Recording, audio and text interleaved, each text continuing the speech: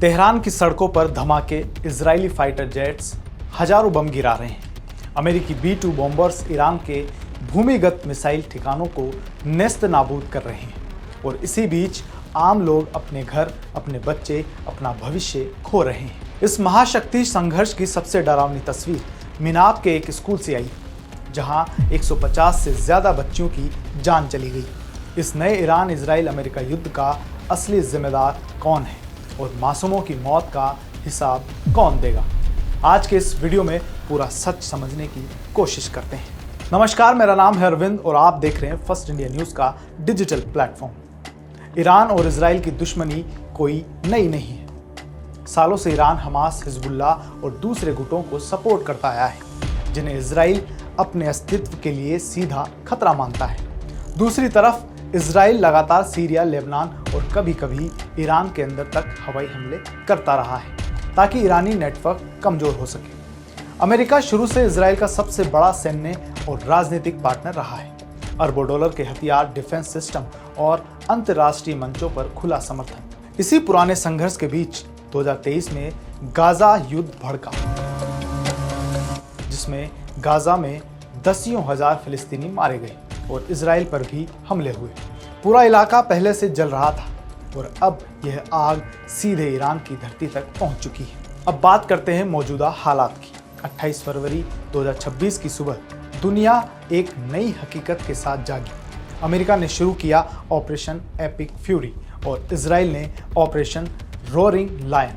इस हमले का मकसद सिर्फ सैन्य ठिकानों को तबाह करना नहीं, बल्कि शासन परिवर्तन यानी शासन को उखाड़ फेंकना था। कुछ ही घंटों में तेहरान में एक भीषण हवाई हमले में ईरान के सर्वोच्च नेता अली खामनेई और 40 से अधिक शीर्ष अधिकारी मारे गए। इजराइल का कहना है कि यह एक निवारक हमला था ताकि ईरान कोई बड़ा परमाणु हमला न कर सके, लेकिन ईरान ने इसे अपनी संप्रभुता पर हमला बताया और पलटवार करते हुए उसने अमेरिकी और इजरायली ठिकानों पर बैलिस्टिक मिसाइलें दागी। स्ट्रेट ऑफ हॉर्मुज में जहाज़ों को निशाना बनाने की धमकी दी। अब पूरे खाड़ी क्षेत्र में तनाव ऐसा है कि हजारों फ्लाइट्स डाइवर्ट हो रही हैं। तेल की कीमतों पर दबाव बढ़ गया है और कई देश अपने नागरिकों को तुरंत बाहर निकाल रहे हैं। लेकिन इस युद्ध का सबसे काला अध्याय है आम नागरिकों की मौत। केवल 5 दिनों के भीतर 1000 से ज्यादा मासूम नागरिक मारे जा चुके हैं। मिनाब शहर के एक लड़कियों के स्कूल पर हुई मिसाइल स्ट्राइक ने पूरी दुनिया को झकझोर दिया है। यहाँ करीब 150 छात्राओं की जान चली गई। अमेरिकी जांच की शुरुआती रिपोर्ट्स बताती है कि यह एक टारगेटिंग एरर यानी गलत पहचान का नतीजा हो सकता है। दूसरी तरफ ईरान के भीतर मानवाधिकारों का हनन चरम पर है। जनवरी 2026 से ही सरकार विरोधी प्रदर्शनों को दबाने के लिए हजारों लोगों को जेलों में डाल दिया गया, जहां उन्हें खाना और पानी तक नसीब नहीं हो रहा। संयुक्त राष्ट्र के विशेषज्ञों ने दोनों पक्षों की कार्रवाई को अंतर्राष्ट्रीय कानून का उल्लंघन बताया। तो क्या किसी एक देश को पूरी तरह सही या पूरी तरह गलत कहा जा सकता है?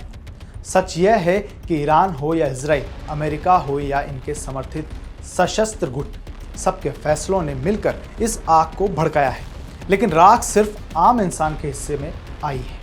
असली सवाल यह नहीं कि किसने ज्यादा बम गिराए, असली सवाल यह है कि कौन इन मासूमों की मौतों की राजनीतिक कीमत वसूल रहा है।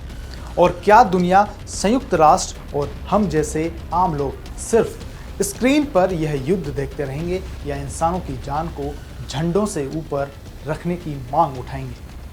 तो आखिर सही कौन है और गलत कौन? इजराइल और अमेरिका इसे अपनी सुरक्षा के लिए ज़रूरी बता रहे हैं, तो ईरान इसे पश्चिम की थोपी हुई जंग कह रहा है। लेकिन सच तो यह है कि सत्ता की इस जंग में जीत किसी की भी हो, हार इंसानियत की हो रही है। सैकड़ों बच्चे इस युद्ध की भेंट चढ़ चुके हैं और इसकी जिम्मेदारी लेने वाला कोई नहीं। आप अपनी राय कमेंट में जरूर लिखिए। आपको क्या लगता है, इस युद्ध का सबसे बड़ा जिम्मेदार कौन है और इसका हल क्या हो सकता है?